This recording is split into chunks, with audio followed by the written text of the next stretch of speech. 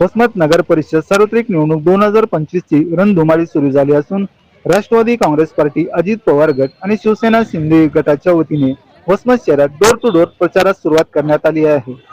या प्रचारास वसमतकरांनी भरभरून प्रतिसाद दिल्याचे पाहायला मिळत आहे। नगर परिषद के इलेक्शन पूरे महाराष्ट्र भर के अंदर हो चुके हैं, जैसे कि 2 दिसंबर को वोटिंग होनी थी और वोटिंग हो चुकी है पूरे महाराष्ट्र भर के अंदर। लेकिन कहीं ना कहीं कुछ कारणों की वजह से कुछ नगर परिषदों को रोका गया था और 20 दिसंबर को वोटिंग होने वाली और 21 को निकाल आने वाला है। इसी तरह वसमत नगर परिषद को अगर देखा जाए तो यहाँ पर भी 20 तारीख को वोटिंग होनी है और नगर अध्यक्ष के उम्मीदवार हैं, इनसे हम जानने की कोशिश करेंगे। और बात यह है कि लोगों के अंदर क्या मुद्दे लेकर जाना है, उनके क्या मसाइल है, ये लोग जब सत्ता में आएंगे, नगर अध्यक्ष को जब नगर अध्यक्ष के लिए उम्मीदवार है तो उनसे जानने की कोशिश करेंगे कि लोगों के मसले मसाइल को आप किस तरीके से हल करेंगे। यहाँ की नगर परिषद यानी वसमत को देखा जाए तो यहाँ के क्या मसले हैं और लोगों को क्या सुविधा उपलब्ध करा के देना चाहिए। मैडम, आने वाली 20 तारीख को जो वोटिंग है और लोगों से क्या आह्वान करना चाहिए, क्या जैसे उनकी मूलभूत सुविधाएं होती है, सबसे पहले अगर देखा जाए तो रोड है, नाली है, कचरा है, पानी है, ये लोगों की समस्या तो वही रहती है ना। तो आप लोगों के बीच क्या बोलकर जा रहे हैं? विकास के कौन से मुद्दे लेकर आते हैं? विकास के मुद्दे लोगों को क्या आह्वान करना चाहेंगे, वोटर्स को, आप यहाँ पे वसमत के नागरिकों को क्या आह्वान करना चाहेंगे? हमको मतदान करो, हम तुम्हारे सब जो भी गरज आहे वो सब हम पूरी करेंगे ना। ते तुमचं नशीब आणि तुम्ही ज्या माणसाला वोट करणार ते नंतर आपलं नशीबच असते ना, पुढे जे काम करणार नाही करणार। आणि तुम्ही वोट केल्यानंतर आम्हाला काम करायची संधी भेटेल, त्या म्हणजे किस्मत तुमचा, चांगल्या उमेदवाराला तुम्ही निवडून दिलं तर। आपली पार्टी सत्तात आहे, असं वाटतं का की शहराच्या विकासासाठी ते मतलब जैसा कि मेरा बोलना है कि आप सत्ता से जुड़े हुए हैं, अजित दादा उप मुख्यमंत्री, किस हद तक यहाँ पे आगे जाके डेवलप हो सकता है?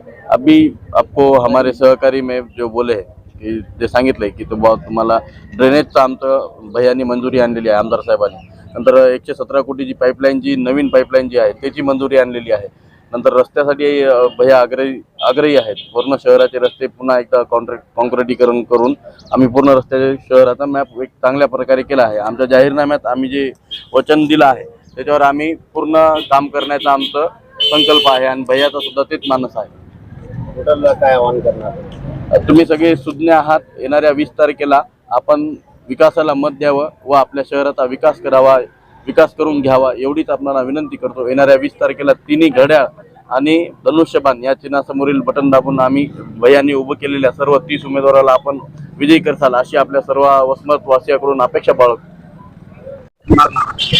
देखो, हमारा मकसद सियासत नहीं है, जिम्मेदारी बोल के हम पब्लिक के सामने जा रहे हैं और एक हमारे वार्ड को तरक्की और खुशहाली और सब ये खुशहाली की तरफ ले जाने के लिए हम ये सब कोशिश कर रहे हैं।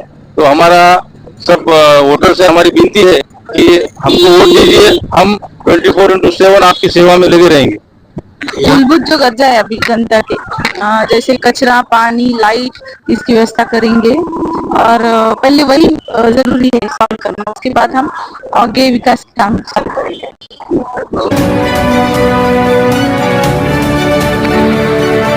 अजित पवार गट के जो नगर अध्यक्ष के उम्मीदवार है, इनका प्रचार डोर टू डोर चल रहा है, लोगों के घर को जाकर मिलना चल रहा है। हमारे कार्यकर्ता इनसे पूछने की कोशिश करेंगे कि पिछले जो काउंसिल रही यहाँ की नगर अध्यक्ष जो तो वसमत नगर परिषद के अंदर क्या काम हुआ था, कौन का काम है, ये भी हम लोगों को जानने की कोशिश करेंगे। और यहाँ के जो मसले मसाइल है, नगर अध्यक्ष होते कोणते पक्षाचे, किती काम झाले शहराच्या, काय विकास झाले? याच्या अगोदर जे पण नगरसेवक किंवा नगराध्यक्ष कोणीही म्हणा तुम्ही, याच्या अगोदर जसा वसमतचा विकास व्हायला पाहिजे होता तसा काही एक झालेला नाही ना विकास। त्यासाठी आम्हाला अपेक्षा आहे कन्या भाईतीकडून, राष्ट्रवादीच्या उमेदवाराकडून 100% त्यांना संधी मिळणार आणि ते निवडून येणार, त्याच्याची मात्र शंका नाही ना। काय झाले पहिले मागच्या काउन्सिल मध्ये जे नगराध्यक्ष होते, नगरसेवक, काय विकास झालेला का आपल्या शहरात? नाही, काही एक विकास झालेला नाही ना। त्याच्यासाठी आज पूर्ण वसमतची जनता आज राष्ट्रवादी काँग्रेसच्या मागे। काय समस्या? रस्ते नाले ते सगळं आपण करूच ना, त्याच्यात काही विषय नाही। भैया म्हणले तर भैया सगळं करूनच टाकतात, कन्हैया भैया आहे का, आणि यांचा विजय 100% होणार म्हणजे होणारच। आणि वसमतचे रस्ते जसे व्हायला पाहिजे होते मागच्या 15 वर्षामध्ये, तसं तुम्ही पूर्ण वसमत पूर्ण फेरी मारा, वसमत मध्ये कुठेही काही विकास नाही ना. आता जे मागेलचे उमेदवार आहे ते म्हणतात की आम्ही शहराचा खूप विकास केलेला आहे, रस्त्या नाले रोड तसं तर आम्हाला तर काही दिसत नाही. तुम्ही सर काय करा, तुम्ही एक काम करा, आता मोंड्याच्या मेन गेट समोर एक चक्कर मारा, तिथले फक्त खड्डे पहा आणि ती व्हिडिओ फक्त तेवढा टाका, आणि त्याच्या समोर जे कचरा पण आहे. रुपयाचं आम्ही काम केलेलं नाही नाही, मी काय सांगायचं, तसं काही झालेलं नाही ना. मोंड्याचं जे मेन मार्केट आहे त्याचा रस्ता तुम्ही पहा, त्या रस्त्याची हालत पहा, आहे. ते खोटं बोलतात का मग? तुम्ही त्या रस्त्याची हालत पहा आणि तुम्ही टाका ना. नंतर फायद्याच्या नंतर कळलं ना तुम्हाला. तेव्हा तुम्हाला कळलं ना, असं नाही कळणार. आणि भैयाचा विजय नक्की होणार म्हणजे होणार 100%.